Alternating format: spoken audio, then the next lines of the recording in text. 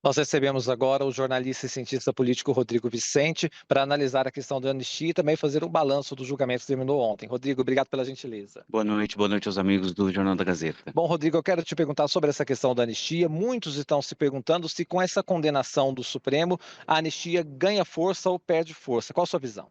Veja, Afonso, ela ganhou força ao longo da semana, principalmente durante o voto do ministro Fux. Obviamente, ganhou força entre as alas bolsonaristas, principalmente aqui no Congresso Nacional. Mas já no dia seguinte, ontem, diante da condenação, perdeu força. E perdeu força, inclusive, até pela própria declaração do ministro Moraes ao longo da dosimetria, de quando eles estavam analisando as penas, principalmente de Mauro Cid, que havia sido colaborador, e ele afirmou que 2 anos seria o mínimo e o mínimo necessário, porque não haveria condições ou não é possível, não há jurisprudência para anistiar alguém que atente contra o Estado democrático de direito. Portanto, acho que a anistia vem, na verdade, por mais que haja esse discurso da oposição, perdendo força. Perfeito. Rodrigo, eu quero também te ouvir um pouco sobre esse julgamento histórico que você acompanhou todos os dias.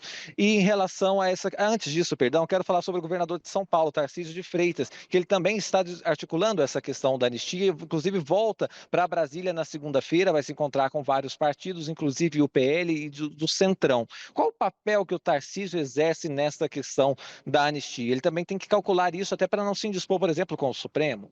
Tarcísio já se indispôs com o Supremo na última semana, porque no domingo, na manifestação que ocorreu na Avenida Paulista, ele foi muito duro, né? Usou expressões como tirano, enfim, expressões que não caíram nada bem na Suprema Corte, mas obviamente é o governador de São Paulo, tem pontes e vai tentar articular essas pontes. Chega a Brasília na segunda-feira para conversar com o presidente do próprio PL, partido dele, do do Republicano. Republicanos, do PL, e também fazer esse diálogo com o Podemos, né? Tentar articular um grande número da oposição para que se vote a anistia. A questão é que tanto o presidente da Casa, na Câmara dos Deputados, quanto do Senado, Davi Alcolumbre ou Hugo Mota, aqui na Câmara dos Deputados, não parece estar muito contente com isso. E depois do recado que a gente havia comentado agora do ministro Moraes, isso significa que, se o Supremo já diz que não há condições, né, e o ministro Moraes é enfático ao dizer isso, nem o Judiciário,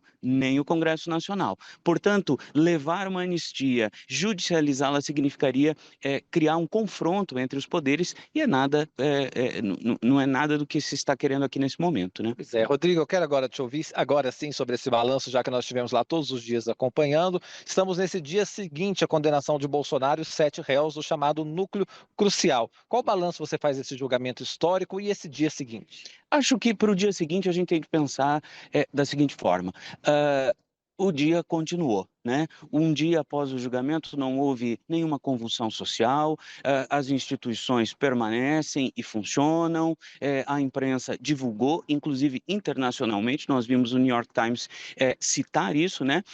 O que foi feito com Bolsonaro aqui é o que deveria ter sido feito com Trump lá, principalmente com o caso do 6 de janeiro e toda aquela situação com a saída do Trump da Casa Branca. Então, a gente viu uma repercussão internacional, mas uma normalidade das instituições políticas. E isso é o mais importante porque torna esse julgamento histórico, mas mostra que a normalidade nesta vida, na vida política e cotidiana, segue em frente. Pois é, olha, eu vou agradecer muito o Rodrigo Vicente, foi meu parceiro dessas 2 semanas aqui de cobertura. Ele volta a São Paulo, você da Gazeta vai ver ele, inclusive nas entrevistas com a Denise Campos de Toledo, e ele voltará a Brasília em outras ocasiões. Volte sempre, Rodrigo, muito obrigado. Foi um prazer acompanhar o julgamento aqui. Eu agradeço ao Jornal da Gazeta, aos amigos da Gazeta e a você, Afonso. E nós vamos agora direto